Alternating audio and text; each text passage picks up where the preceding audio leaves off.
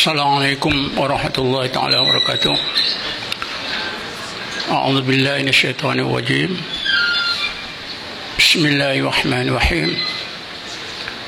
Alhamdulillahil qail ya ayyuhalladzina amanu udkhulu fi silmi kaffah wa la tattabi'u khutuwatis syaitan innahu lakum aduwwun mubin. Asyhadu an la ilaha illallah wahdahu la syarika lah wa asyhadu anna Muhammadan abduhu wa rasuluh. Allahumma shalli ala sayyidina Muhammadin nuril anwar wa ala alihi al-azhar wa asbil ahyar wa sallim tasliman katsira. Allahumma nawwir qulubana bi nuri hidayatika kama nawwartal arda bi nuri syamsika abadan abada bi rahmatika arhamar rahimin. Yang saya hormati saudara pengungsi, para profesor, doktor-doktor, hadirin dan hadirat yang dirahmati Allah sekalian. Bila saya mendengar pembentangan dua kertas kerja yang sama-sama kita dengar juga dan kita pahami, timbul pada kesedaran saya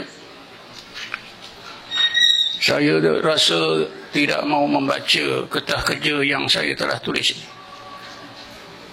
Saya lebih tertarik hati untuk menjelaskan persoalan-persoalan yang belum dapat jawapan yang tegas, yang tepat.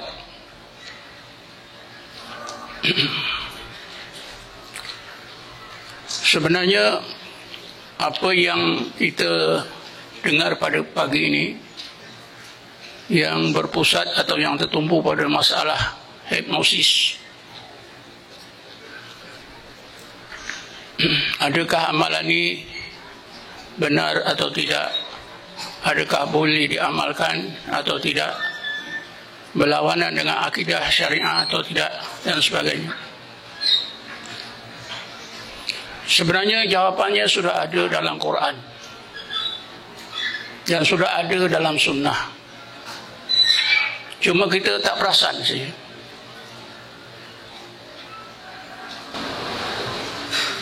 Pada satu ketika semasa di Madinah, Sayyidina Umar, pada masa itu dia belum jadi khalifah, Rasulullah masih hidup.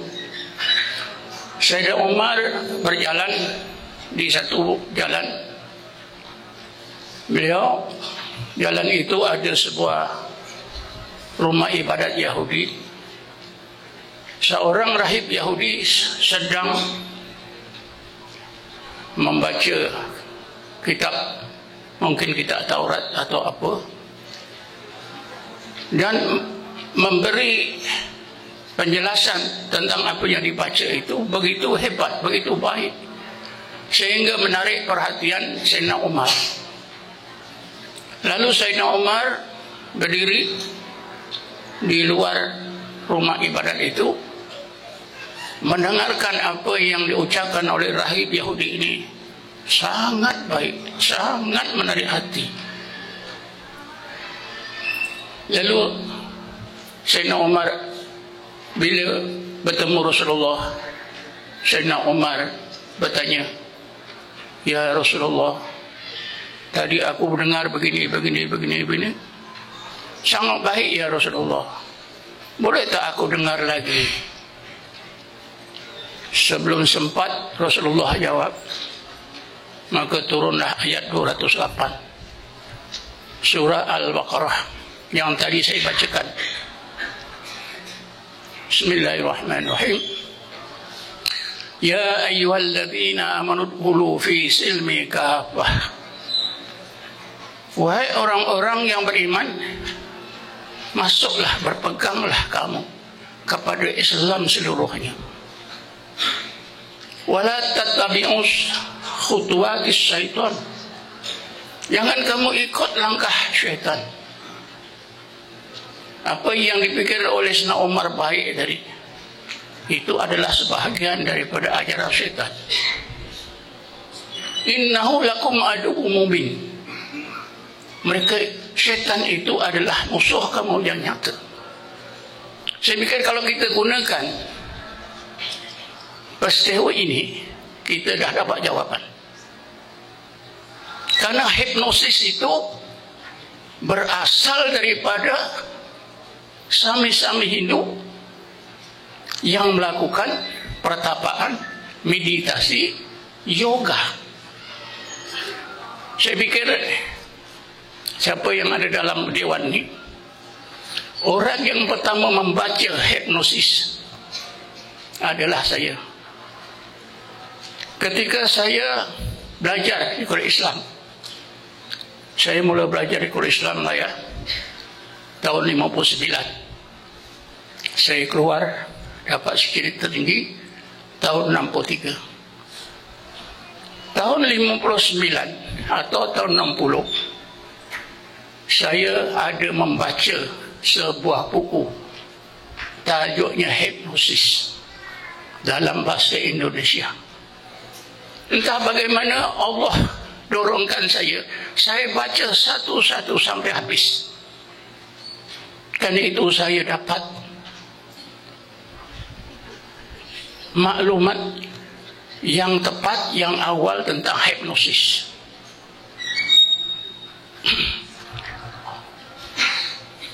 Ringkasannya sudah disebut tadi oleh Dr. Mahirin. Tapi itu hipnosis modern. Sudah dimodernkan, diubah. Sehingga wajah sami Hindu, ya, ciri-ciri pertapaan, meditasi juga dah tak ada. Sehingga kita kata ini adalah satu kaedah psikologi yang sangat baik, yang sangat berfaedah. Sudah diguna semua orang, semua pejabat, sekolah, universiti, pakar-pakarnya ada. Tapi kita tak akan lepas daripada ayat 208 surah Baqarah tadi. Sekarang sebenarnya tuan-tuan, bila kita menghadapi perkara ini seperti ini adalah persoalan mengislamkan amalan kafir, islamisasi. Adakah boleh amalan kafir itu diislamkan atas alasan kita pilih yang baik-baik saja? Rasulullah sudah bagi jawaban, cuma kita tak bertemu. Antaranya Rasulullah bersabda, man tashabbaha biqaumin fahuwa minhum. Siapa yang mengikut jejak langkah satu-satu kaum, misalnya dalam bidang hipnosis, kita ikut jejak langkah sami Hindu. Katalah kita tak mau sami Hindu, kita ikut jejak langkah pakar-pakar hipnosis barat, bahwa minhum, maka orang itu termasuk dalam golongannya. Hadis Nabi ini berkaitan dengan tasabbaha fi umur ad-diniyah. Hipnosis ini ada kaitannya dengan akidah dan syariat. Sebab itu tidak boleh kita akan masuk dalam bakul mereka. Persoalan akidah dan syariat tidak ada tawar-menawar. Tuan-tuan lebih tahu daripada saya.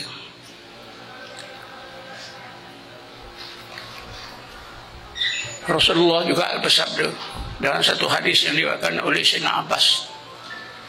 Dan hadis ini dianggap hadis yang sahih. Di mana Rasulullah SAW bersabda, man iktabasa ilman minal munajjim faqad ittabasa sub'atan minas sihri fazada ma zada. Maksudnya, siapa yang belajar satu ilmu daripada ahli nujum, munajim ni pawang, tukang tilik yang menggunakan peredaran bintang. Siapa yang belajar satu ilmu daripada ahli nujum, maka orang tersebut telah mengambil sebahagian ilmu sihir. Saya pikir jelas. Kalau tadi hipnosis dalam sejarahnya, dalam buku yang saya baca itu, memang berasal daripada Hindu, Sami-Sami Hindu. Begini konsepnya. Konsep ini betul-betul konsep Foucault. Apa yang saya ingat, hipnosis ini ialah satu amalan yang bila seorang itu sudah ada kebolehan dalam hipnosis, berarti orang itu dapat menguasai aura seseorang. Aura ini dalam buku itu yang saya ingatlah, konsepnya, idenya ialah tiap-tiap benda itu ada aura. Aura ini maknanya cahaya. Di situ diberi makna cahaya. Misalnya kalau tuan-tuan tengok mikrofon ini, walaupun tak ada apa-apa, tapi sebenarnya ada aura. Tiap-tiap manusia pun ada aura. Dan aura ini dijelaskan dengan satu kaedah yang kita mudah terima, mudah paham. Aura ini diterangkan, dijelaskan dalam buku itu. Kalau di waktu malam gelap kita nyalakan sebatang lilin, kemudian kita pandang dari jauh, maka api lilin ini akan memancarkan panahan-panahan cahaya. Panahan cahaya inilah aura. Tiap-tiap manusia ada panahan cahaya. Jadi ilmu hipnosis ini ialah membolehkan seseorang itu menguasai aura. Bila dikuasai, maka orang itu betul-betul dalam genggaman. Orang yang melakukan hipnosis ini disuruh duduk-duduk, disuruh jalan-jalan, disuruh apa saja, buka pakaian pun buka. Malah digambarkan, dimisalkan, seorang yang telah dihipnosis diperintah keluarkan apa yang dalam kocek, keluarkan. Buka jam tangan, buka pakaian, buka. Lepas itu, bila disedarkan balik, mana baju kau? Tak tahu. Mana background kau? Tak tahu. Tuan-tuan dan perempuan sekian, itulah saya kata tadi, hipnosis ini ialah sejenis sihir bukau. Adakah kita nak belajar? Adakah kita nak gunakan bukau ini, ya, untuk merawat pesakit yang mengalami penyakit jiwa? Kalau kita gunakan juga, berarti kalaulah orang yang mengalami sakit jiwa ini disebabkan oleh syaitan, disebabkan oleh sihir, atau disebabkan yang lain-lain, sebab tekanan, berarti kita mengobat orang dengan sihir. Di dalam kitab sudah ada hukum. Apakah hukum kita mengobat seorang yang terkena sihir dengan ilmu sihir? Misalnya kita kena sihir, cuba dengan para ulama, perawat Islam tak sembuh. Kita dapat idea, aku nak jemput Tok Chah. Kerana Tok Chah ni hebat sihir. Kita pergi jemput Tok Chah, dia ubatkan kita sembuh. Apakah hukumnya? Di dalam kitab ini, bukan pandangan saya, di dalam kitab jumhur ulama, majoriti ulama kata haram juga, sekalipun sembuh. Sebab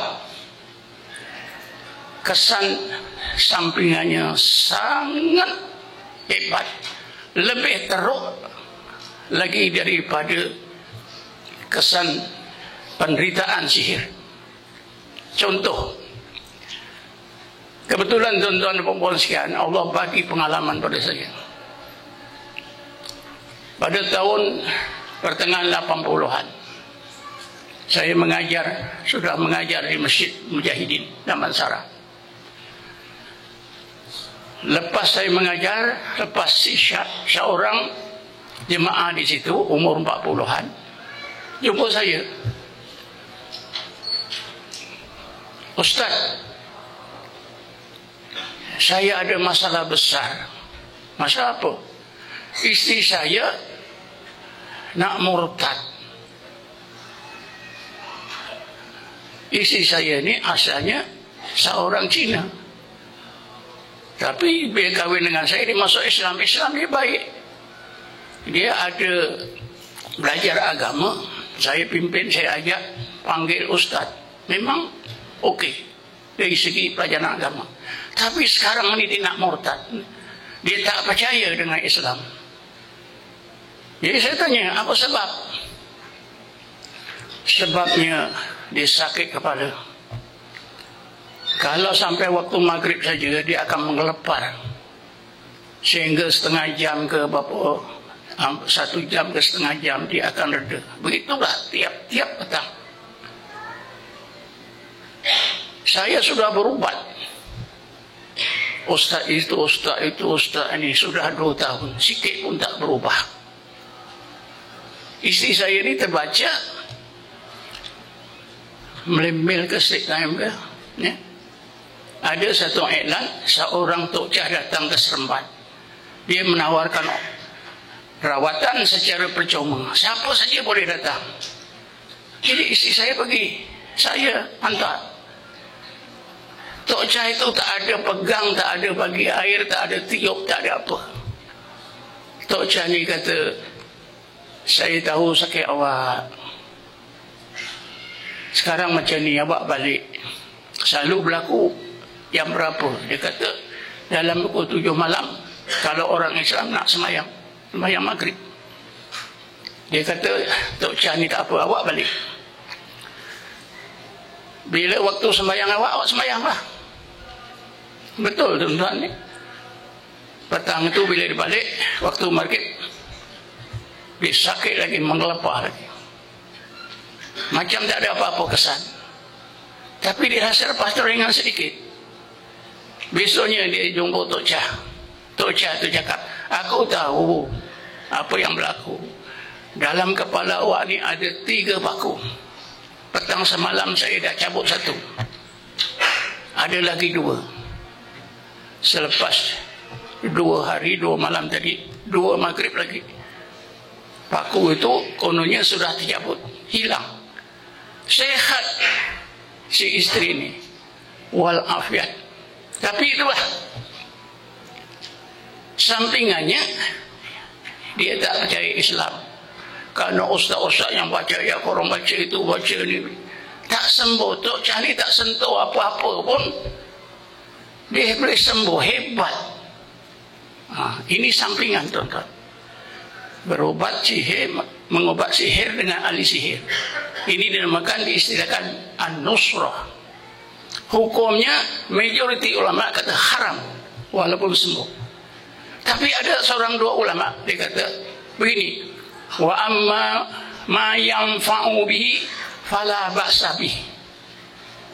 Kalau perubatan dengan sihir ini boleh memberi baik, tak apalah. Tapi tak berani halal, tak berani sebut halal, tak apalah. Ini mungkin untuk mengelak daripada salah. Itulah hukumnya. Jadi apa yang saya ceritakan tadi, ya, katalah hipnosis ini satu kaedah yang paling baik untuk di bidang konseling, di bidang psikoterapi, ya, sekalipun baik, tapi kita tak boleh lepas daripada unsur sihir, tak boleh lepas.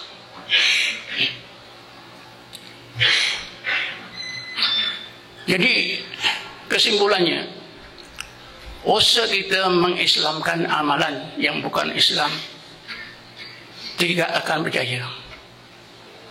Di bumi kita ini pun sudah ada ustaz-ustaz yang sudah begitu lama mengislamkan amalan yang bukan Islam, yaitu kaedah-kaedah rawatan bomoh digunakan,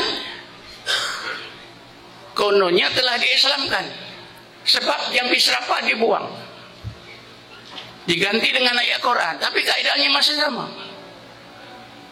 Setengahnya itu saya tanya, macam mana awak belajar dengan guru awak ni seorang pawang? Macam mana awak seorang ustaz boleh belajar macam ni? Betul, rawatan saya ini saya belajar pada pawang Sipulan. Tapi ketika saya nak belajar itu, saya minta pawang itu ajarkan kaedahnya. Saya tak mau jinnya, tak mau setannya. Kata pawang itu okey. Saya ajarkan kaedahnya, saya tak ajarkan, saya tak bagi awak jin dan setannya. Soalnya tuan-tuan, bolehkah kaedah pawang itu dipisahkan daripada syaitan? Perkara yang sudah sebati. Kalau dodol itu pun belum sebati lagi, lebih sebati, ya, kaedah itu dengan syaitan. Tidak boleh. Jadi masalah hipnosis ini sama saja. Kalau kita nak ambil, oh ini yang baik, ini tak baik, kita buang, bolehkah? Tak boleh. Kalau kita kata dodol itu sudah sebati, tepung, gula, ya, ini lagi lebih sebati, yang tidak boleh dipisahkan. Kita mesti sayangkan akidah kita, sayangkan suku kita.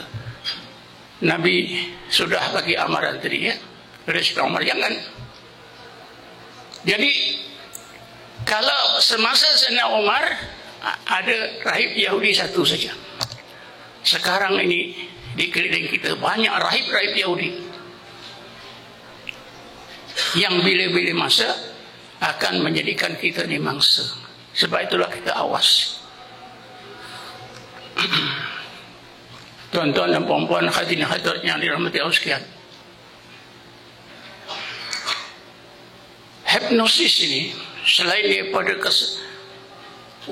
adanya kesalahan-kesalahan dari sudut akidah dan syariah, ilmu ini, ya, kita sedar atau tidak, telah memalingkan seluruh pandangan kita dari Quran dan Sunnah.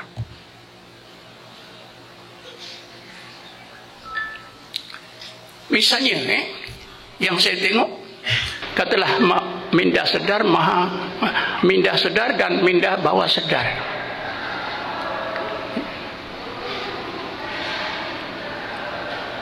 Bila kita tumpukan benda ini, kita sudah lupa apa yang Allah ajar dalam Quran. Allah ingatkan kita bahawa setiap manusia yang normal, Allah Subhanahu Wa Taala bagi dua bakat yang boleh kita gunakan untuk tujuan kebaikan dunia akhirat kita. Pertama, akal. Kedua, hati. Akal ada ilmunya, hati ada ilmunya. Nak membangunkan akal ada ilmunya, membangunkan hati ada ilmunya.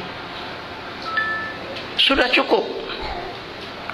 Kalau berkait dengan ilmu Islam, Rasulullah pernah sebut al-ilmu ilmani, ilmun sabitun fil qalbi fadzaka ilmun nafi. wa ilmun fil lisan fadzaka hujjatullah ala ibadi. Satu ilmu itu di hati, itulah ilmu nafi yang memberi manfaat untuk menghidupkan hati, memangkun hati.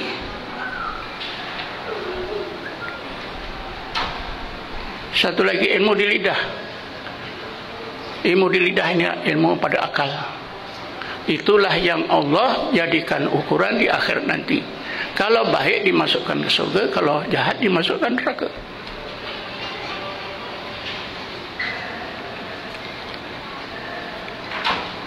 Hadirin hadirat yang dirahmati Allah sekalian, Quran dan Rasulullah mengingatkan kita pentingnya akal dan hati, bukan minda sedar dan minda bawah sedar. Kita sudah terpaling.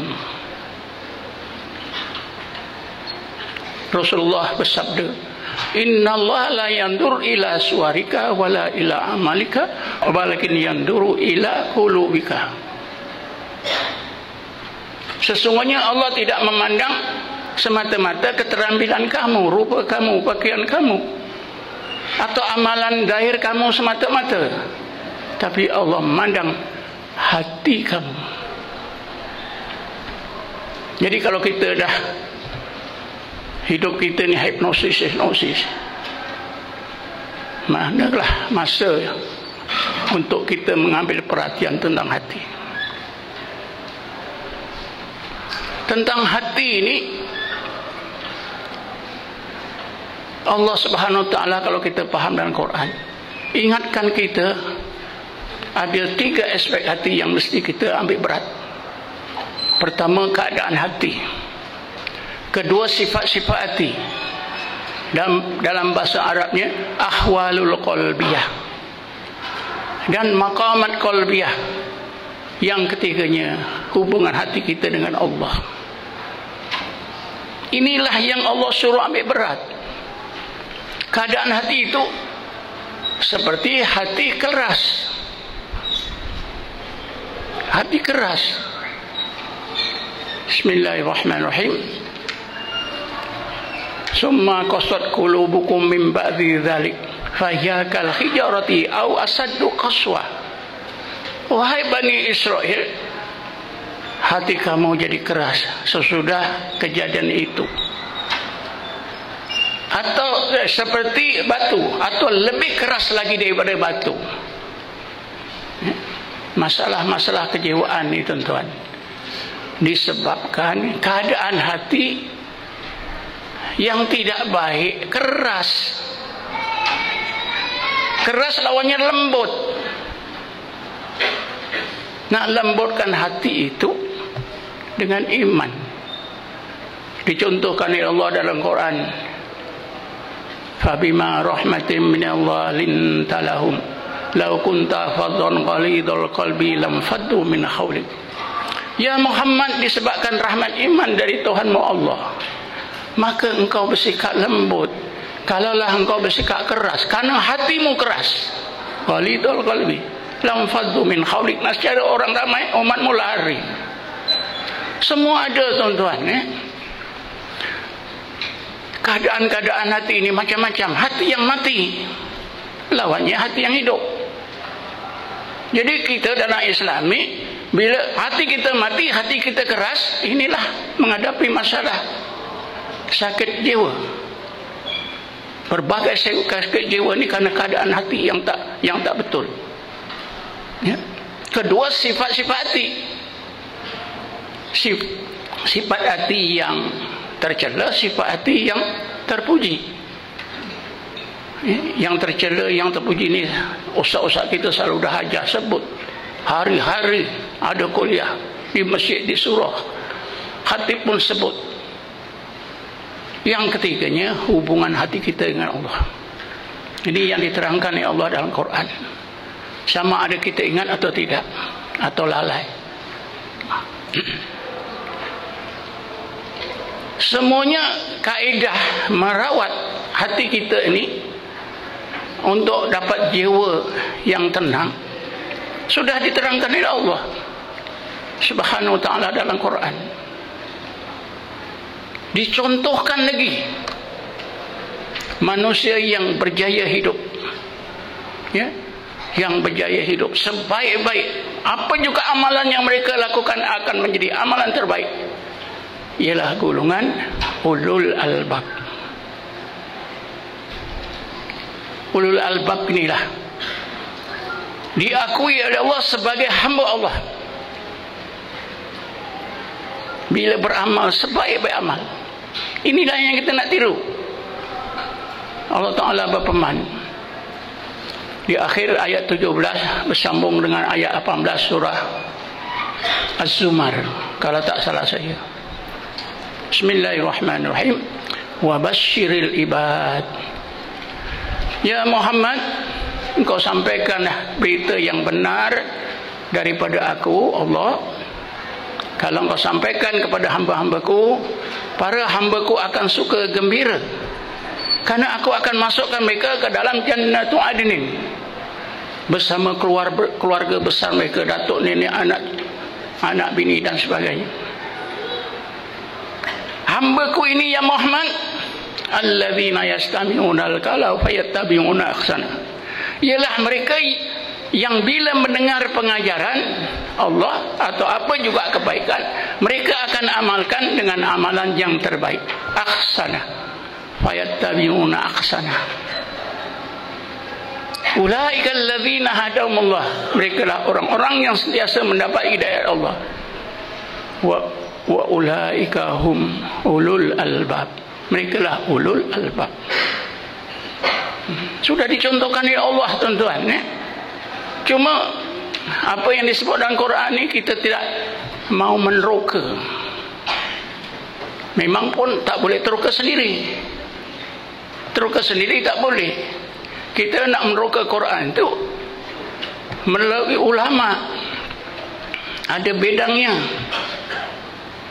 Karena kita tak menemui ulama, yang kita temu pakar-pakar hipnosis barat, jadi dapatlah hipnosis, tersingkirlah Quran. Yang ini yang saya tak mau. Apatah lagi sekarang ni sudah berada di arus perdana, di sekolah, universiti, pejabat, semua sudah dimasuki ni NLP, hipnosis, ESQ.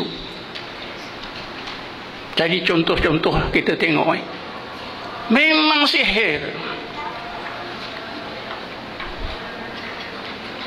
Tuan-tuan, sekarang cuba tengok muka 7 kertas kecil saya. Muka 7 kertas kecil saya. Saya diberitahu,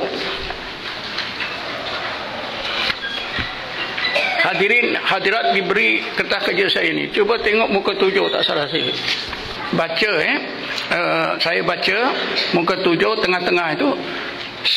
Setengah sufia menjelaskan bahawa antara ciri-ciri penting yang membedakan antara karamah, maunah, israt dan sihir adalah seperti berikut. Kalau kita fahami apa yang saya tulis ni, tuan-tuan, takdirnya tuan-tuan belajar hipnosis, tuan-tuan akan tahu sihir ke, ada unsur sihir ke atau tidak. Tapi tuan-tuan, kerja syaitan sangat halus. Ramai orang tak sedar. Yang boleh menyedari itu orang tertentu saja. Karena pengaruh syaitan kepada kita lebih halus daripada oksigen yang kita sedut. Jadi macam mana kita nak sedar? Kita sudah dikerumuni oleh syaitan, kita tak tahu. Pakar hipnosis itu ada kerajaan syaitan, ada pengikut-pengikutnya, rakyatnya yang beribu. Jadi kalaulah pakar hipnosis itu bercarah di sini, ratusan hadirin sudah terpukau tak sedar. Ini kita tahu ke? Tuan-tuan tahu ke ni? Tak tahu, tak rasa. Karena lebih halus, lebih resia daripada oksigen yang kita sedut. Kita sedut oksigen ni kan tak sedar. Rasukan iblis syaitan lebih halus daripada itu. Cuba kita tengok Yang pertama, karamah atau maunah terjadinya secara tiba-tiba, mendadak, sehingga orang yang menerima karamah atau maunah tidak menyangka dan tidak mengetahui sama sekali akan berlakunya perkara-perkara luar biasa itu. Ia terjadi mengikut kehendak Allah, mengikut kehendak Allah dan kodrat Allah, kodrat dan iradahnya. Tidak ada siapa yang mengetahui bila akan berlaku dan bagaimana akan berlaku. Rasulullah SAW pernah mengingatkan Abu Bakar dan Khandalah kerana kedua-duanya dapat karamah. Ya, karamah apa? Nampak surga dan neraka. Dia cuba lagi nak tengok, tak boleh tengok, nak tengok tak boleh. Beberapa hari Khandalah ni nak tengok surga macam yang dia pernah tengok. Tak boleh, tak boleh, tak boleh. Abu Bakar pun begitu. Akhirnya kedua-duanya lari jumpa Rasulullah. Bila jumpa pada Rasulullah, apa sabda Rasulullah? Rasulullah menyebutkan, ya Khandalah, as-sa'ata, as-sa'ata. Engkau nampak surga neraka itu datang daripada Allah. Bila Allah kehendaki, barulah dapat. Kalau Allah tak kehendaki, engkau tak akan nampak.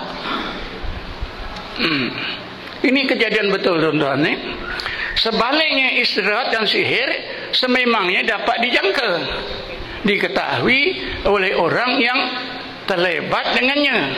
Bagaimana dan apa yang akan berlaku memang sudah diketahui, sebab mereka memangnya merasa benar-benar ada kebolehan untuk melakukan perkara-perkara yang luar biasa. Tadi ditunjukkan, ditidurkan, kasut pun jadi handphone. Itu kan sudah diprogramkan. Karamah tidak boleh. Karamah tidak boleh begitu. Kedua, karamah atau maunah jarang berlaku kerana ia mengikut kehendak Allah semata-mata. Jarang. Sayyidina Umar tiba-tiba dia nampak tentera Islam dalam bahaya ketika dia baca khutbah. Ini direkod dalam siarah terkenal. Dia berhenti, dia baca khutbah, terus dia meraup, ya Syariah al-Jabalah. Panglima Islam itu nama Syariah. Wahai Syariah, ingat, tentera musuh ada di atas bukit. Syariah yang begitu jauh dengar, mungkin ribuan kilometer, boleh dengar, boleh nampak Sayyidina Umar tu. Tapi selepas kejadian itu, seorang hamba Sayyidina Umar bernama Abu Lu'lu', seorang yang berasal dari Parsi, yaitu seorang jenderal panglima, seorang panglima Parsi yang dapat ditawan. Abu Lu'lu' ni bagi hint Sayyidina Umar, ya Amirul Mukminin, aku dulu ketika di Parsi bukan saja seorang jenderal tentera, tapi aku juga seorang engineer yang sangat mahir buat kisar gandum. Kisar gandum aku terkenal di Parsi. Boleh tak aku buatkan satu kisar gandum yang sangat ajaib, yang akan menjadi cerita seluruh dunia sehingga bila-bila, hingga hari kiamat. Itu hint nak bunuh. Sayyidina Umar tak nampak pun. Silakan, aku suka. 2-3 hari lepas itu, ketika Sayyidina Umar keluar pergi sembahyang subuh ke masjid, Abu Lu'lu' tikam dia mati. Itulah kisar gandum yang ajaib, yang dapat diingati oleh seluruh manusia hingga hari kiamat. Kenapa Sayyidina Umar tak kasap? Kerana kasapnya Sayyidina Umar itu karamah. Bila Allah tak kehendaki, dia tak kasap. Ahli sihir, dia sentiasa kasap. Hipnosis, pakar-pakar yang betul, dia ada sihir, dia boleh tahu, boleh baca. dalam tahun awal 80-an, seorang Sami Hindu daripada India yang pakar, boleh baca apa yang dalam otak seseorang. Memang boleh, siapa saja dibaca. Apa orang itu fikir betul. Seorang kawan saya, iaitu almarhum Ustaz Muhtar Yaakob, rakan saya dulu sekolah Arab Keluang, rakan saya di Kuliah Islam. Dia ke depan, Sami Hindu dibaca, dah habis ilmu dia. Akhirnya apa? Awak ni jenis manusia yang tak boleh dibaca mindahnya. Pasal apa tuan-tuan? Dia boleh baca mindah ni rahsia seorang kerana gunakan syaitan. Ustaz Muhtar ni ketika berdepan tu dia zikir dalam hati, Allah, Allah, Allah. Ya, sihir terbatal dengan sesuatu, karamah tidak boleh terbatal.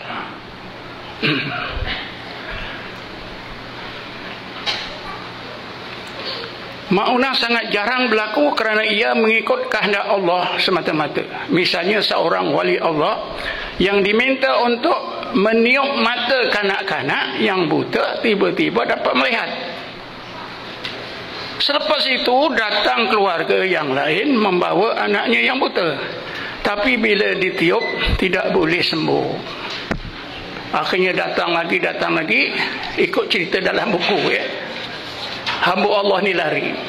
Sepatutnya dia buka klinik rawatan mata, betul kan? Ambil peluang, tapi tak, dia lari. Sebab dia kata, aku tak tahu entah macam mana hari tu aku tiup boleh sembuh seorang saja. Kalau kita dapatlah tiup seorang sembuh, ya, insya-Allah kita buka pusat rawatan mata. Tiup saja sembuh, tiup saja sembuh. Sebaliknya, istrat atau sihir terjadinya berulang-ulang kali, sentiasa boleh berlaku. Kan tadi berulang kali ditunjukkan. Perkara-perkara yang luar biasa itu memang menjadi kebolehan. Contohnya seorang yang boleh mengeluarkan batu karang daripada tubuh pesakit, ambil saja, sama saja, dia buka klinik. Itu jangan datanglah, itu sihir. Ketiga, itu tuan-tuan pahamilah tafsirannya, ya. Ketiga, orang yang mendapat karamah dan maunah berasa takut dan bimbang. Takut betul-betul, tuan-tuan. Takut kepada Allah, takut berdosa. Kalau diketahui oleh orang lain, sebab mereka takut rasa ada kebolehan akan menjadi ujub dan riak yang membawa kepada dosa besar. Para wali yang dikurniakan oleh Allah karamah sangat takut, seperti mereka takut kepada bala. Mereka menyorok dan menyembunyikan karamah mereka dan tidak akan menceritakan kepada sesiapa. Kerana menceritakan karamah sendiri bukan saja berarti ujub riak, tetapi dia juga telah mengkhianati terhadap amanah Allah. Sebaliknya, istidrat dan sihir sengaja ditunjukkan kepada orang ramai. Hipnosis tunjuk, ya, macam-macam. Saya tengok YouTube ni, saya tengok tu ada seorang hamba Allah suruh baring, masukkan besi, masukkan batu konkret, jadi keras. Ujung kaki taruh, diletakkan satu kursi, bahagian belakang ni satu kursi. Lepas tu dipijak perut tu. Sepatutnya kan jatuh kan, tapi sudah jadi jambatan batu dan besi yang kuat. Itu kan sihir, tuan-tuan. Boleh diprogramkan. Orang yang macam ini, ahli sihir macam ini, kita nak ambil dia untuk merawat saudara-saudara kita yang mengalami sakit jiwa. Itu ahli sihir. Tadi pun tunjukkan banyak gambar. Yang keempatnya, karamah kepada seorang kalaulah berulang beberapa kali, maka berlainan perkara yang menakjubkan itu dan tidak serupa. Macam ni mukjizat Nabi, keluar air dari celah-celah jari sekali saja. Bukan 2 kali, bukan 3 kali. Dalam perang Tabuk yang berlaku pada 7 Hijrah. Masa itu musim panas, kekurangan air. Tentera Islam menemui satu perigi, berebut-rebut antara tentera Muhajirin dengan Ansar. Hampir bergaduh, hampir berbunuh. Nabi sendiri pun risau. Kenapa Nabi tak panggil, wahai sahabat, ambillah air? Kerana itu bukan kebolehan Nabi, itu mukjizat. Sekali saja. Apa saja jenis mukjizat Nabi sekali. Kalau Allah kurniakan lain jenisnya. Coba tuan-tuan simak sejarah Nabi. Adakah satu mukjizat itu berulang-ulang? Tak ada. Itulah cara Allah nak memelihara yang benar. Membezakan, untuk membezakan tipu daya syaitan. Kita habiskanlah tuan-tuan. Saya fikir ini penting. Misalnya pada satu ketika dikurniakan oleh Allah dapat mengangkat benda yang berat, sedang pada satu masa yang lain dia dapat sampai satu tempat yang jauh dalam masa yang singkat. Itu berlainan.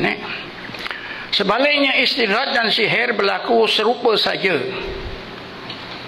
Siapa yang berubah alin telur, apa dibelah, bila dibelah telur tu apa yang ada? Kalau ada jarum patah saja, tak ada yang lain. Kalau telur itu jadi hitam saja, tak boleh berubah. Itu mana satu saja macam. Saya dulu berjiran seorang haji. Saya duduk di lorong 3 jalan Raja Musa, lorong Raja Musa 3. Jiran saya ni dia buat rawatan Islam. Baca Quran, dia alin-alin telur, dibelah. Bila dibelah, apa ada dalam telur? Gulungan kertas yang bertaib. Sebut nama, sebut apa penyakitnya dan obatnya sekali. Pelik kan?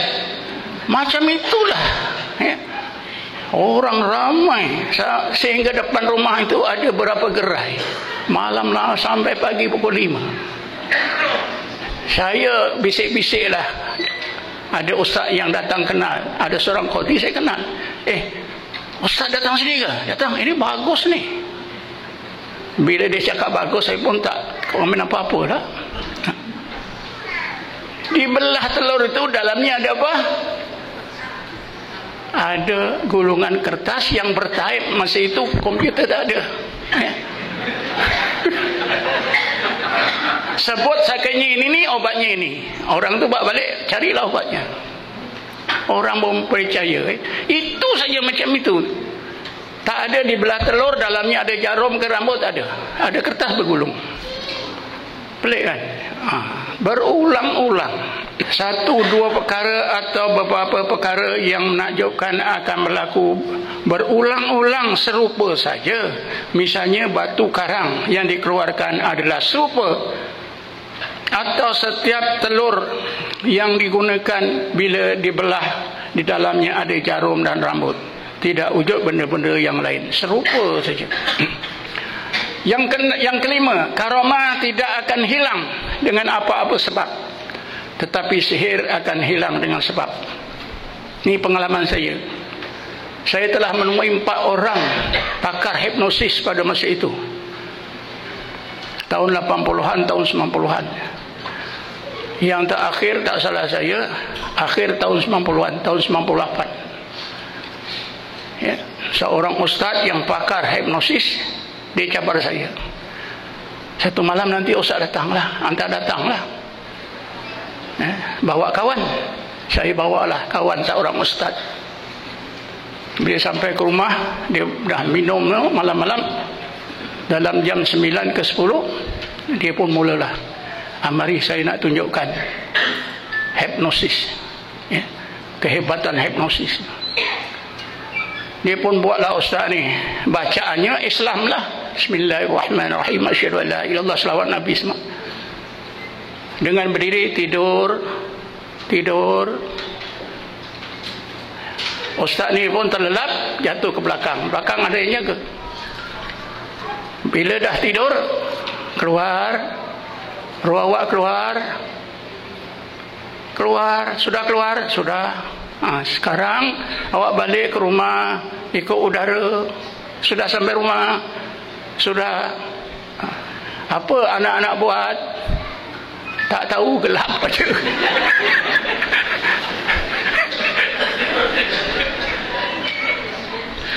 Sekarang awak balik. Awak masuk balik dalam tubuh. Ustaz ni pun terkejut. Duduklah dia. Ustaz ada rasa balik ke rumah tak? Tak tahulah. Saya rasa macam tidur, lepas tu saya terkejut. Lepas tu kena giliran saya. Berdirilah. Dia buat sampai 6 kali, 6 sisi lah. Akhirnya bila tak jadi, entah tak ada ke rasa ngantuk ke. Saya jawab apa? Semakin cerah. Ini tuan-tuan membuktikan hipnosis itu adalah sihir, batal. Ketika dia gitu-gitu, saya dalam hati, la ilaha illallah, la ilaha Allah. Sihir terbatal dengan sesuatu.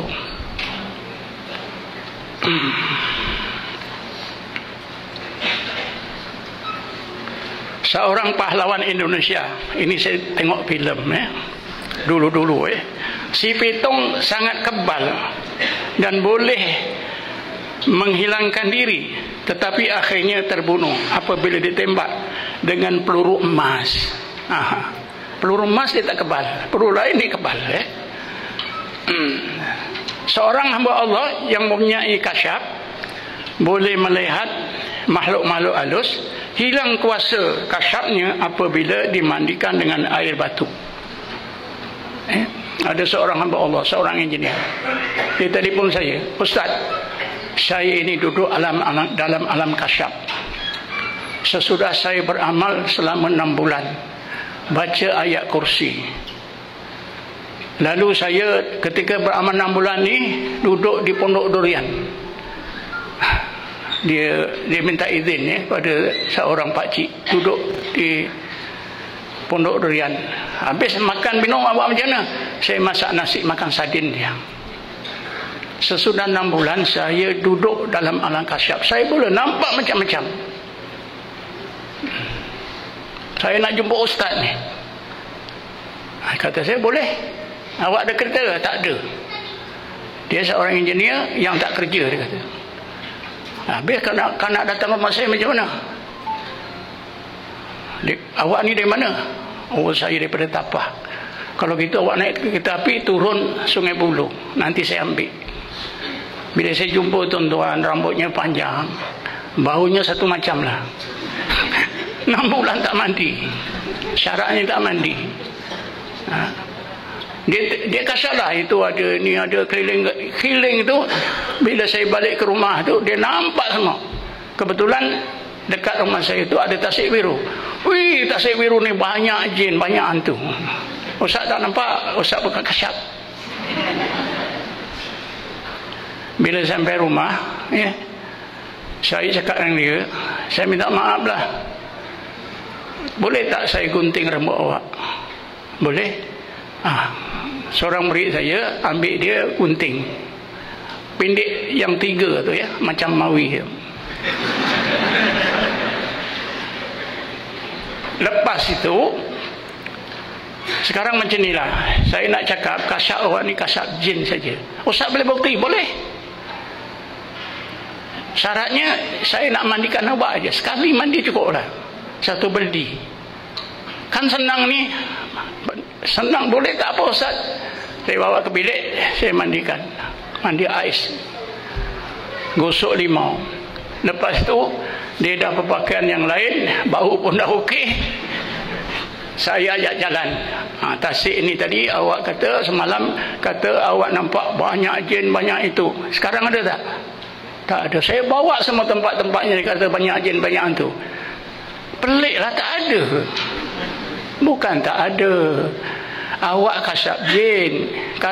Jin itu ada duduk dalam badan awak. Awak guna mata dia, nampaklah makhluk yang serupa. Sekarang jin itu dah keluar, maka awak tak nampak. Inilah tuan-tuan. Sebab itu jangan heran orang kasyaf. Tadi pun dia diterangkan, ahli hipnosis ni macam tahu, macam kasyaf.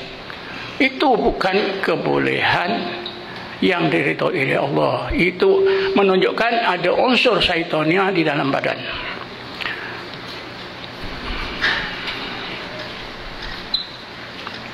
Saya fikir habislah tu ya. 5 ni kalau tuan-tuan fahami sangat berguna. Ini keterangan secara ringkas. Jadi hipnosis ini walaupun sudah ditapis, sudah disaring dengan 1000 saringan sekalipun, dia tak akan jadi Islam. Dia tetap menjadi amalan kafir. Ayat 208 surah Al-Baqarah tadi. Udkhulu fi silmi kafah. Ambillah Islam semuanya, jangan campur-campur. Tak boleh campur-campur. Tapi siapa yang terlibat nak teruskan itu, pulanglah. Kewajipan saya sudah ingatkan. Kewajipan saya, apa saja yang berasal kafir itu tak boleh diislamkan dengan mudah itu. Sesuatu yang haram boleh jadi halal, satu saja yang saya belajar dalam fiqh. Apa dia? Arak itu haram. Tapi kalau bertukar dengan sendiri menjadi cuka, halal. Kalau amalan-amalan syaitan ni memang. Tuan-tuan dan puan-puan sekian, kita naklah ingat penyakit kejiwaan ni yang mula-mula berlaku ialah pada Adam dan Hawa. Sebabnya ialah iblis. Ada disebut dalam Quran Bismillahirrahmanirrahim. Di dalam kertas kerja itu ada. Dalam kertas kerja saya ada. Muka berapa? Bismillahirrahmanirrahim. Muka 3 ya. Fawaswasa lahum asyaitanu an yubdi'a lahuma ma uri'a anhuma min sawatima wa qala ma nahakuma rabbukuma an hadhihi syajara illa an takuna malakaini aw takuna minal khalidin. Surah Al-A'raf ayat 20 Adam dan Hawa duduk di surga senang lenang. Tapi kerana iblis sangat dendam, maka iblis menipulah. Inilah macam mana cara tipu. Iblis dia ada kebolehan Allah bagi. Dia menyerupa manusia, berkawan dengan Adam dan Hawa surga, di surga tu berkawan baik. Sudah karib, iblis congak-congak. Ini aku boleh nak tipu dia ni. Dia dah percaya pada aku.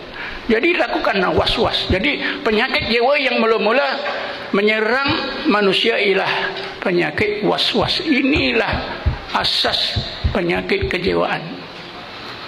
Apa di antara kata iblis? Ma nahakuma rabbukuma an hadhihi syajarah illa an takuna malaikaini aw takuna minal khalidin.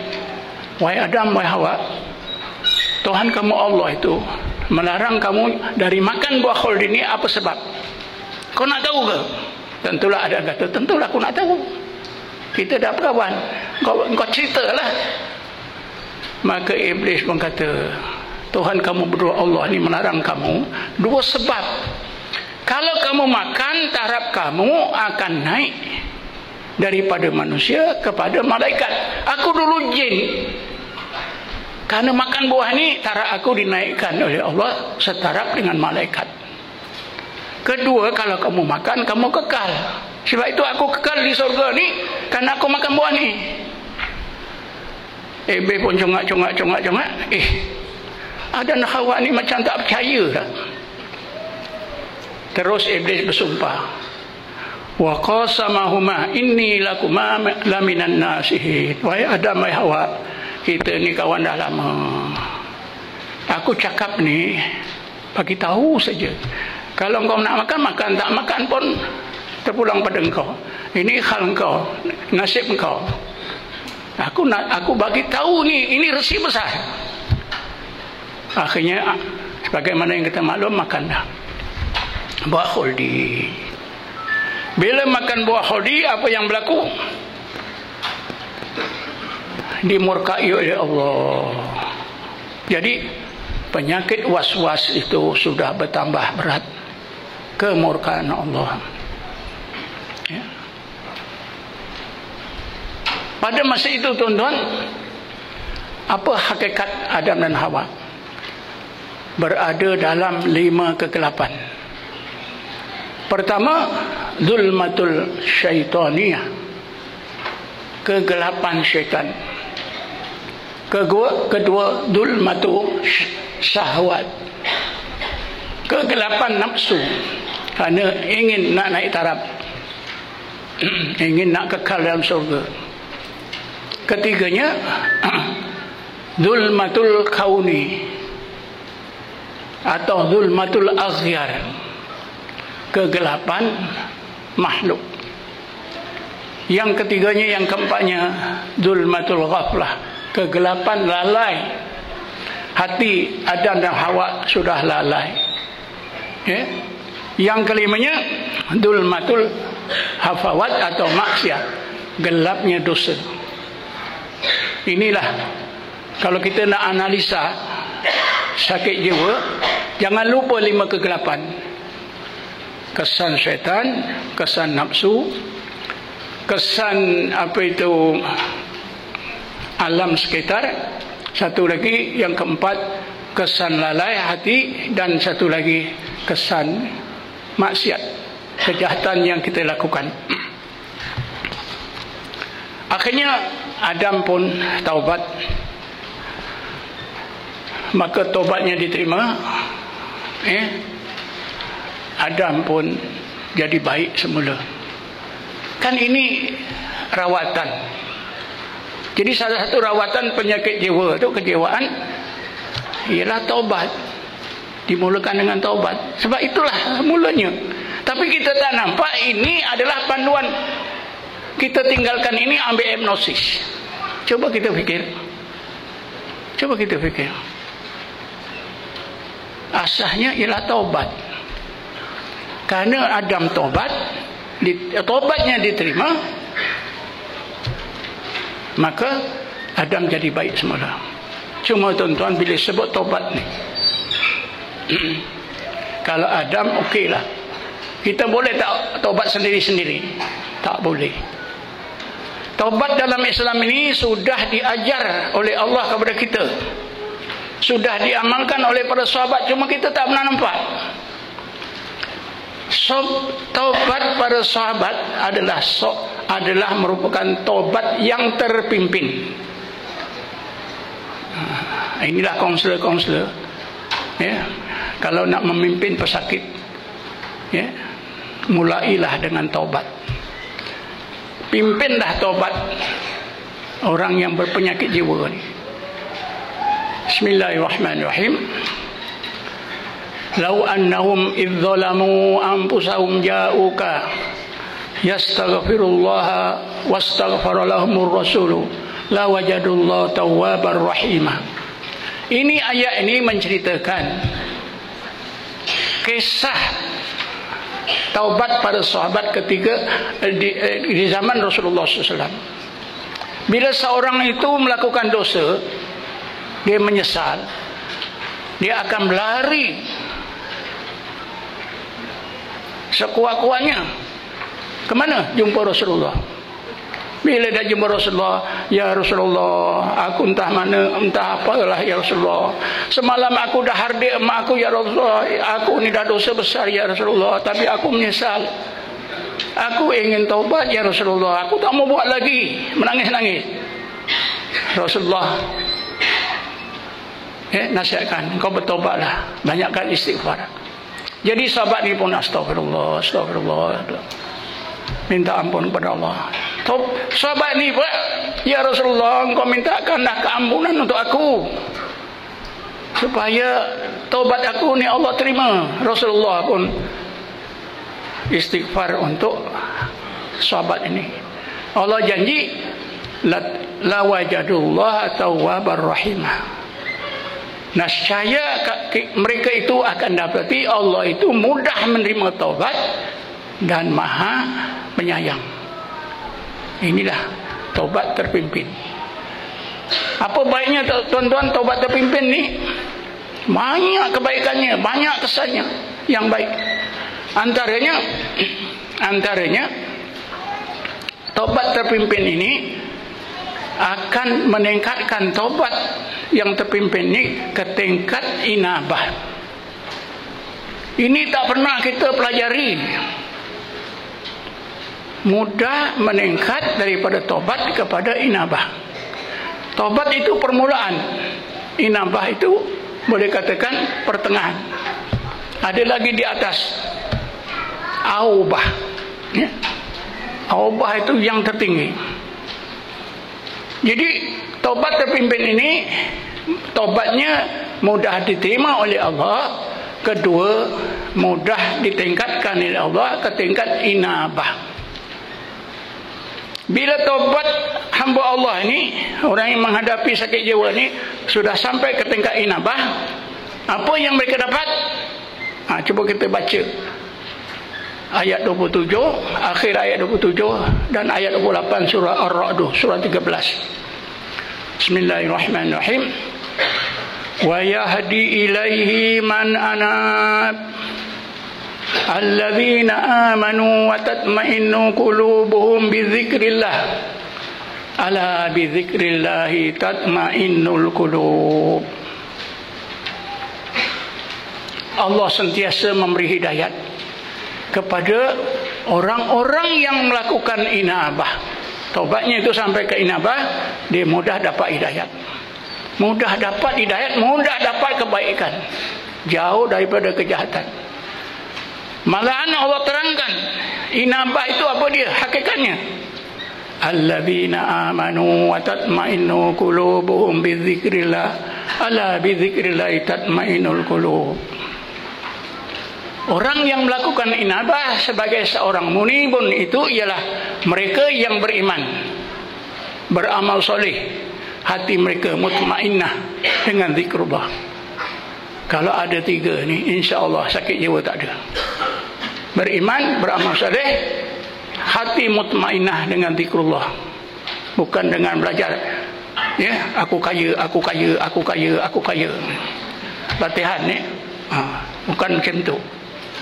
Tapi dengan zikrullah hati akan tenang. Kan jelas tuan-tuan ni, ini taubat ni, taubat terpimpin. Tuan-tuan dan puan-puan sekalian,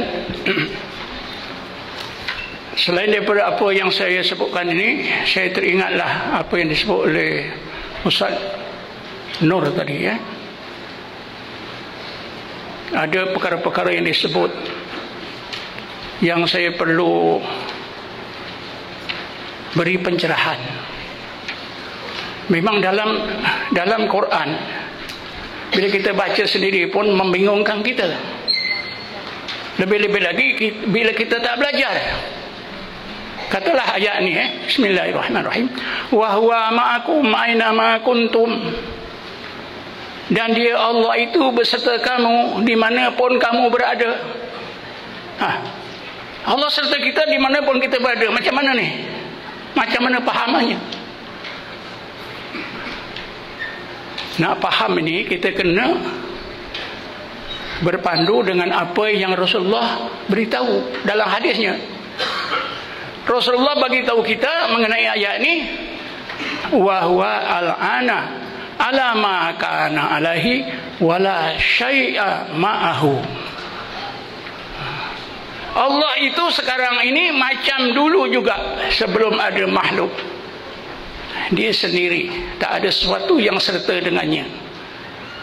Tapi yang ni, wa huwa ma'akum aina ma kuntum, Allah serta kamu di mana kamu berada. Macam mana? Apa tujuannya? Yang dimaksudkan dalam ayat ni, Allah beserta kita itu dalam keadaan maha sucinya, yang tak boleh dilupa, tak boleh digambar. Kerana Allah itu tidak bertempat, tak ada arah. Ikut ahli sunnah wal jamaah, 6 arah, depan, belakang, kiri, kanan, atas, bawah, dalam dan luar.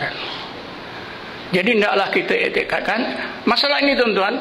Ayat ini sudah menjadi masalah besar. Bukan kita saja, ulama Azhar pada awal abad ke-10 adakan sedang satu malam khas bincang ni, wa huwa ma'akum aina ma kuntum, ni apa pahamannya. Dah bincang tuan-tuan, tak boleh putus, tak boleh dapat satu pemikiran. Akhirnya ada 2 pemikiran. Yang pertama, Allah serta kita ini hanya sifat-sifatnya saja, ilmu dan sebagainya, bukan zatnya. Satu golongan lain, kalau kamu dah kata yang serta dengan kita ini sifat, bukan zat, sedangkan kita pegang as-sifatu ainul zat, maka boleh juga kita kata yang serta dengan kita ini zat dan sifat.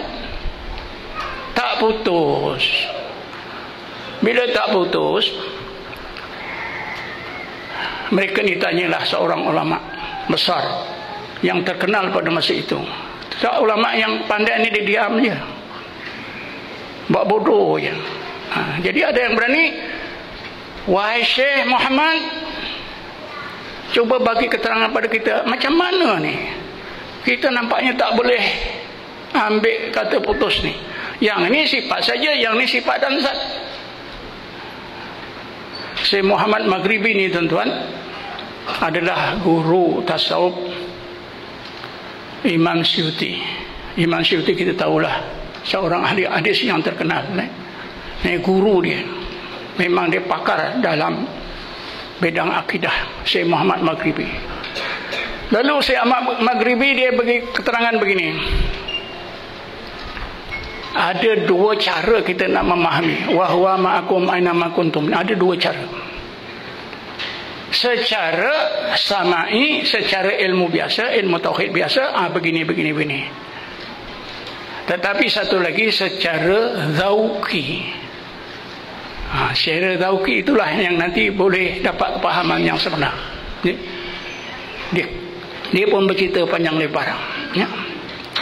Kalau kamu nak tahu wa huwa ma'akum aina ma kuntum, hakikat yang sebenarnya, pahaman sebenarnya, kamu kena belajar ikut aku. Belajar dalam ilmu tasawuf secara zikir. Nanti Allah akan sampaikan hakikat wa huwa ma'akum aina ma kuntum. Kerana hakikat ini tak boleh nak dicerita. Kan Nabi tadi kata ilmu 2, ilmu dalam hati ni, dia secara kurniaan terus daripada Allah, hidayah terus daripada Allah Subhanahu wa taala. Jadi maksud saya, dalam Quran sendiri pun ada ayat mutasyabihat yang bukan mudah untuk dipahami, perlu dipahami dengan cara yang betul, kaedah-kaedah yang betul. Jadi tadi Ustaz Nur tadi ada sentuh tentang pantheism. Ini juga mengelirukan. Saya dah hadapi lama dengan sebagian ulama di Malaysia ini. Pertama, tuan-tuan, bila pantheism ini selalu dihubungkan dengan konsep wahdatul wujud yang diutarakan oleh Ibnu Arabi.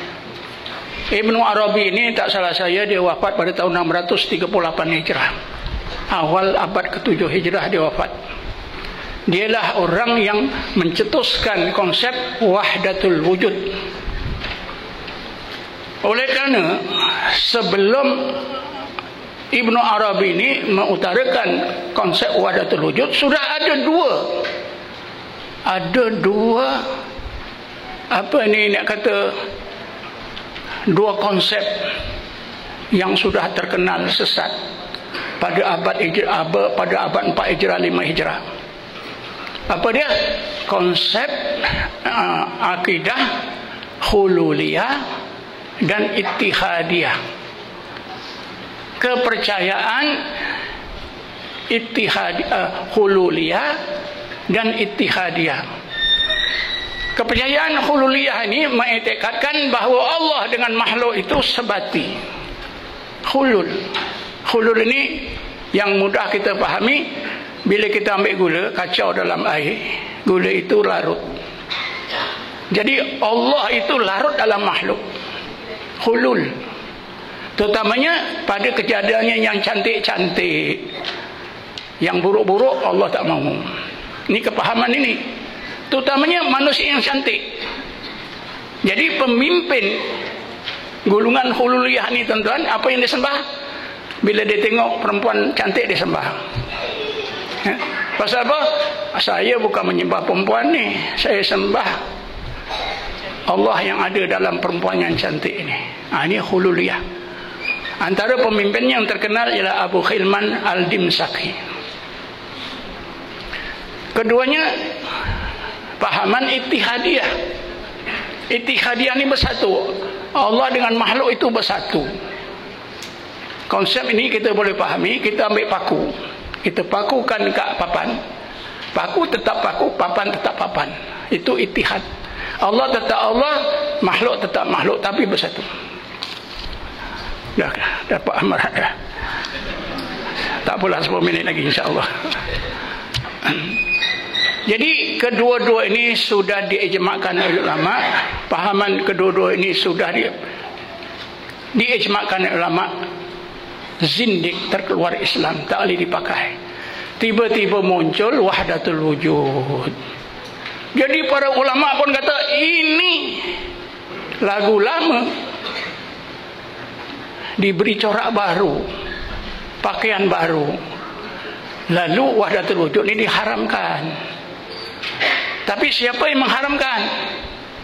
Kebanyakannya bukan ulama tasawuf, bukan sufiyah. Ulama tasawuf membela, membenarkan. Antara yang membela ialah seorang bekas Syekhul Azhar, Syekh Dr. Abdul Halim Mahmud, dalam kitabnya Al-Majmu'. Beliau menyelesaikan wahdatul wujud ini dengan satu kalimah. Wahdatul wujudullah. Habis. Kesan wujud Allah, habis. Itulah yang dimaksudkan oleh Ibn Arabi. Orang yang paling banyak membela konsep wahdatul wujud ni adalah Syekh Abdul Wahab Sya'rani. Syekh Abdul Wahab Sya'rani dalam kitabnya Yawaqid wal Jawahir.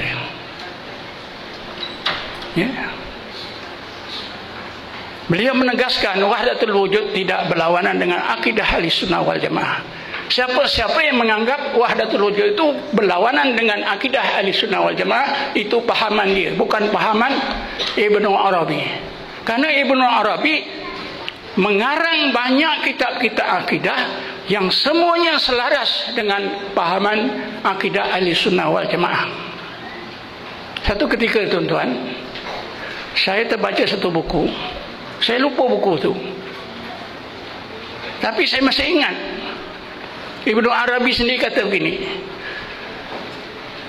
Man qala al-hulul fadinuhu ma'lul. Siapa yang berpegang dengan konsep hulul, maka agamanya itu ada kecacatannya, agamanya tak betul. Wa ma qala al-ittihad illa ahlul ilhad. Tidak ada siapa yang berani bercakap tentang ittihadiyah kecuali orang yang memang terkeluar daripada Islam. Jadi dia sendiri pun bercakap itu, tapi saya lupa buku apa yang saya baca. Tapi dalam kitab Yawaqid wal Jawahir banyak diulas. Syekh Abdul Wahab Sya'rani mengingatkan kita, jangan senang-senang kita nak hukum wahdatul wujud itu salah. Baca dulu semua kitab akidah yang ditulis oleh Ibnu Arabi. Ya. Jadi tuan-tuan, memang lama saya dah hadapi masalah ini dengan kumpulan-kumpulan tertentu. Sebenarnya wahdatul wujud itu tidak boleh diterjemahkan kepada panteism. Panteism itu ialah hululiyah dan ittihadiyah. Wahdatul wujud itu bukan panteism. Setengah orientalis pun dia tak terjemah kepada panteism.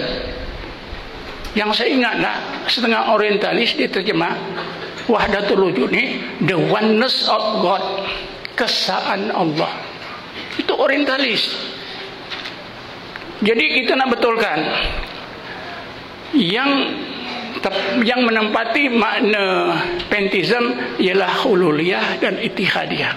Tapi wahdatul wujud tidak boleh, sebab boleh dibuktikan dengan cara ilmiah. Kita tengok apa yang ditulis oleh Ibnu Arabi, apa yang dibela oleh para ulama. Seorang ulama yang bernama Abdul Ghani Nablusi pun bela. Dia tulis sebuah kitab Wahdatul Wujud ni. Jadi itulah yang saya ingat perlu kita betulkan. Jadi Wahdatul Wujud itu bukan panteism. Wahdatul Wujudullah. Saya teringat saya baca kitab Fatwa Hadisiyah, Fatwa Hadisiyah yang ditulis oleh Ibnu Hajar Haytami. Dalam itu pun Ibnu Hajar Haytami dia membela, membenarkan, mengakui benarnya wahdatul wujud. Malahan beliau ceritakan di kota Kahira ada seorang syekh, seorang guru tasawuf. Dia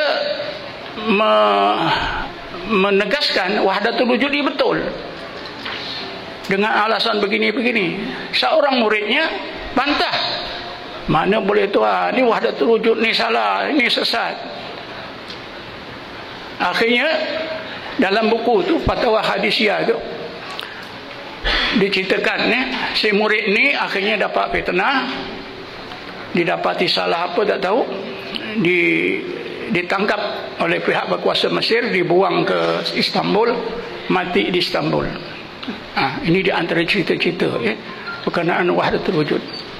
Jadi saya fikir sudah habislah 10 minit. Ini ada satu soalan. Apakah perbezaan antara hipnosis dan fana dalam ilmu tasawuf? Cukup bagus. Dalam Quran ada tak cerita fana? Ada. Ayat 41-43 surah Al-A'raf. Bismillahirrahmanirrahim. Falamma jaa Musa limiqatina wa kallamu rabbuhu qala rabbi arini andur ilaik qala lan tarani walakin dur ilal jabali fa in istaqarra makanahu fasawfa tarani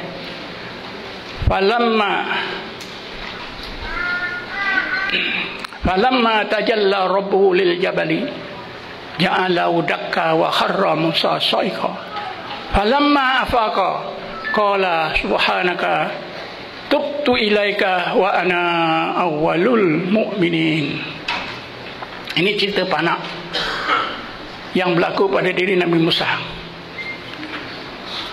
Pada ayat 142 Allah Subhanahu wa taala perintah Nabi Musa supaya meninggalkan Bani Israel, pergi ke Bukit Tursina selama 30 hari 30 malam, lalu ditambah 10 hari 10 malam, maka genaplah masa yang Allah tentukan 40 hari 40 malam.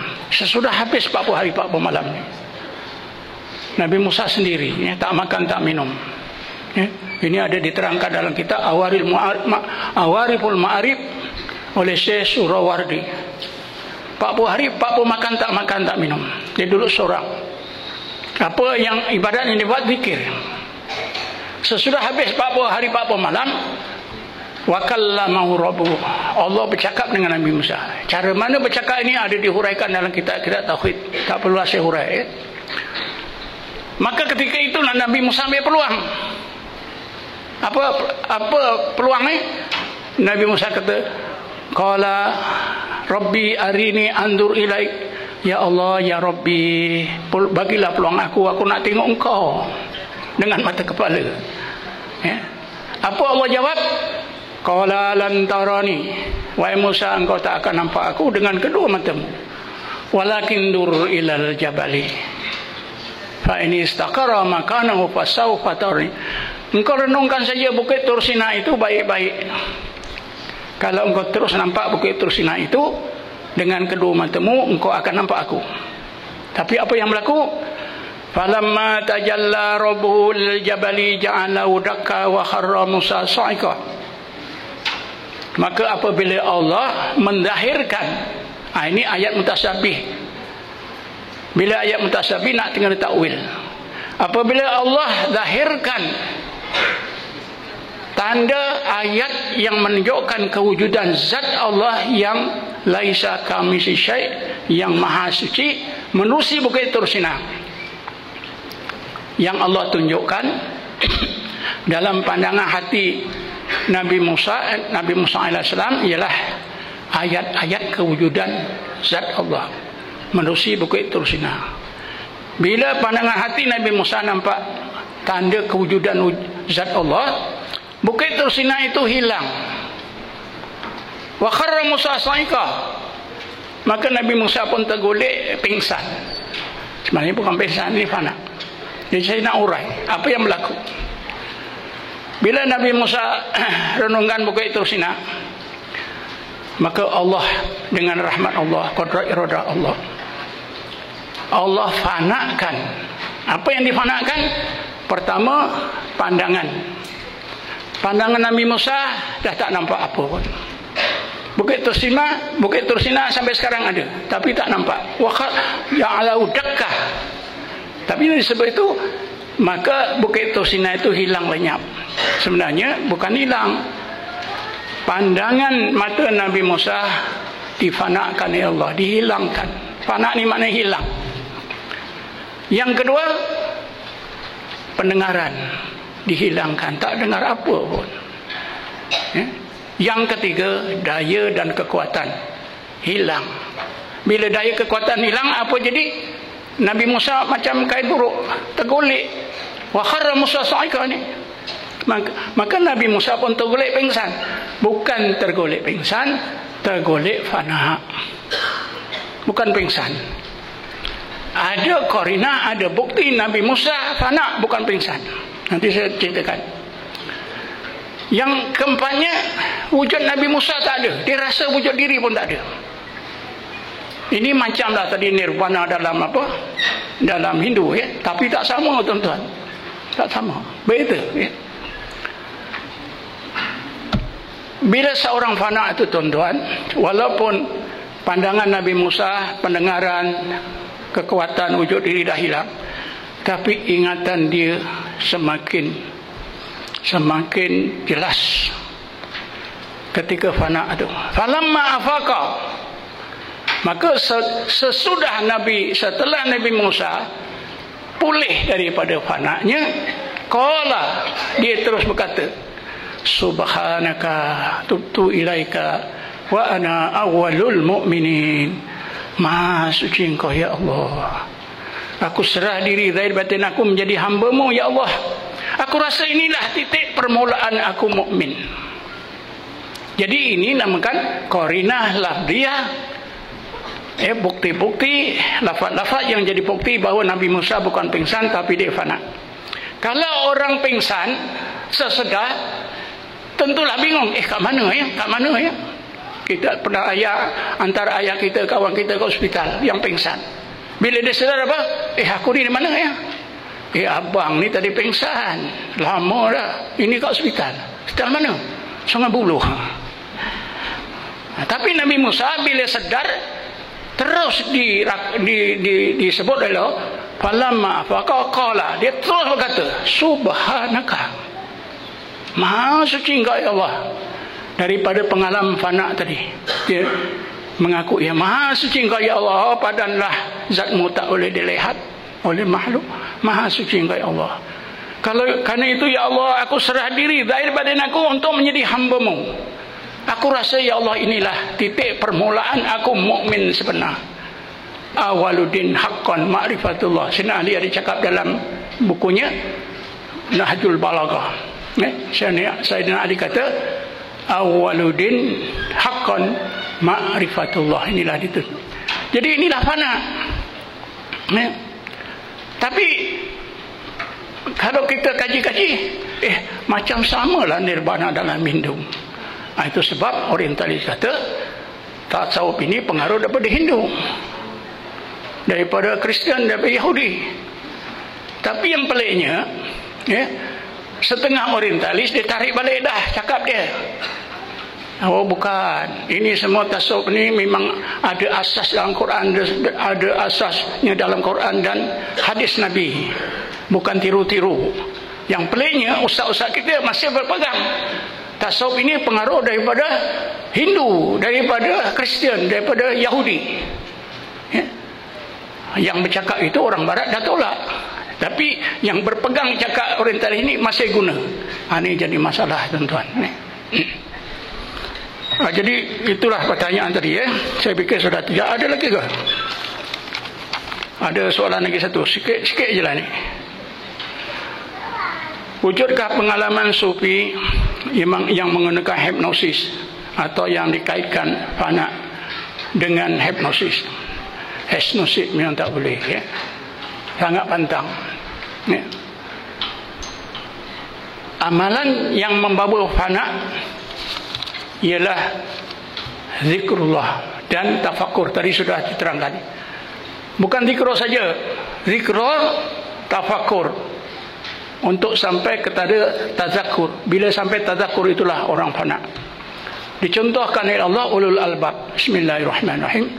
Inna fi khalqis samawati wal ardi wa ikhtilafil laili wan nahar la ayatil li ulil albab alladzina yadhkuruna Allaha qiyaman wa qu'udan wa ala junubihim wa yatafakkaruna fi khalqis samawati wal ardi rabbana ma khalaqta hadza batila subhanaka faqina adzabannar.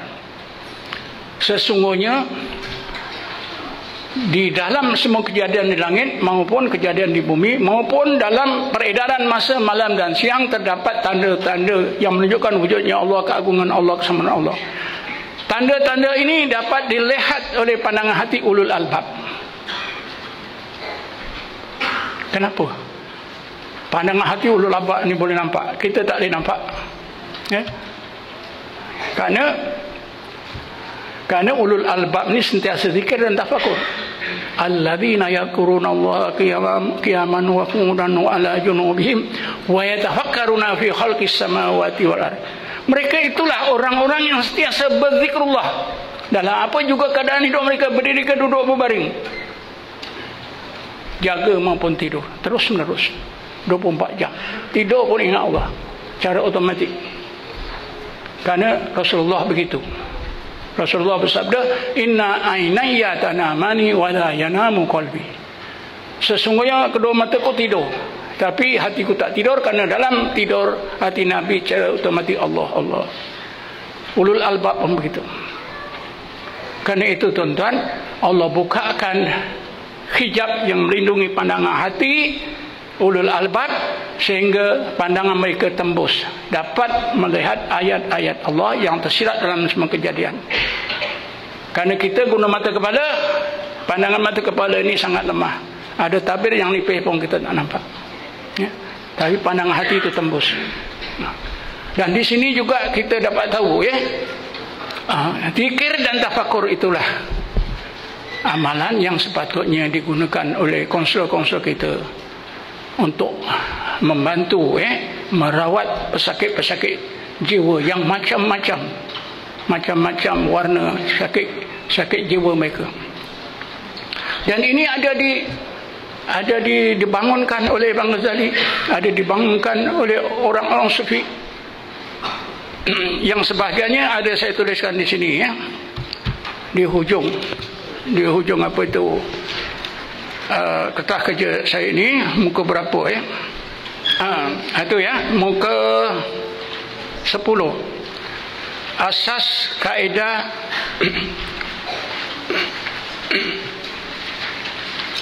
psikoterapi kesufian. Ini saya tuliskan secara ringkas. Tapi apa yang saya tulis ni, apa yang saya amalkan pada mereka yang memerlukan pertolongan. Ya, inilah yang saya gunakan untuk merawat macam-macam penyakit jiwa seperti LGBT, ya, pesakit HIV dan sebagainya. Nampaknya saya tak ada masa lagi. Tuan-tuan boleh bacalah, atau nanti satu masa kita buat seminar khas macam mana apa ni kaedah psikoterapi dalam ilmu tasawuf yang terbaik lah. Apa yang saya sebut sini pengalaman saya, ya, yang saya gunakan, dan sebahagiannya telah pun dibangunkan oleh MAIS dalam buku Modul Istitabah. Dalam buku Modul Istitabah yang diterbitkan oleh MAIS bagian rekop, di situ ada ya kaedah-kaedah itu. Bagaimanapun perlu juga penjelasan daripada saya atau pembantu-pembantu saya untuk memahami apa yang sebenarnya yang terkandung dalam buku itu. Jadi setakat inilah saja. Saya minta maaf apa yang tersalah, yang tersinggung. Nampaknya saya telah menjadikan masalah pada setengah orang yang telah dipengaruhi oleh hipnosis. Macam mana nak keluar? Allah Ta'ala dah bagi jalan keluar. Akhir sekali saya nak sebutkan, jangan sebab nila setitik rosak susu sebelanga. Faham-fahamlah itu. Wallahu a'lam. Wassalamualaikum warahmatullahi wabarakatuh.